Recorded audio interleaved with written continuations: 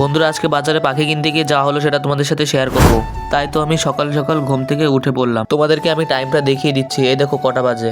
তারপর আমি ফ্রেশ হয়ে জ্যাকেট পরতে লাগলাম, যেহেতু বাইরে খুব ঠান্ডা, তাই জ্যাকেট না পরলে ঠান্ডা লাগবে। তারপরে আমি আর আমার মামা বাজারে পাখি কেনার উদ্দেশ্যে বেরিয়ে পড়লাম। তারপর আমরা বাজারে পৌঁছে গেলাম। বাজারে কিন্তু সব ধরনের পাখি উঠেছিল, হাঁস, মুরগি, আরো যত রকম পাখি আছে। তোমরা পুরো ভিডিওটা দেখো, তাহলে বুঝতে পারবে। এই দেখো, এখানে আছে ছোট ছোট হাঁসের বাচ্চা। তারপর এখানে আছে ছোট বড় দেশি মুরগি। তারপর আরো সামনে গিয়ে দেখতে পেলাম কি এখানে কত সুন্দর রঙিন রঙিন পাখি আছে। তোমরা ভিডিওটা দেখতে থাকো। এখানে আছে পায়রা, আর ওই দেখো উপরে একটা খরগোশ বসে রয়েছে। তারপরে এখানে ছোট ছোট কত সুন্দর সুন্দর রঙিন পাখি বসে আছে। নিচে অনেকগুলো খরগোশ, আর এইগুলো হচ্ছে বেগমতোলা পায়রা মনে হয়, আমি কিন্তু জানি না। তারপর এই দেখো এখানে ছোট ছোট খরগোশের মতো দেখতে পাচ্ছ, এইগুলো হচ্ছে গিনিপিগ।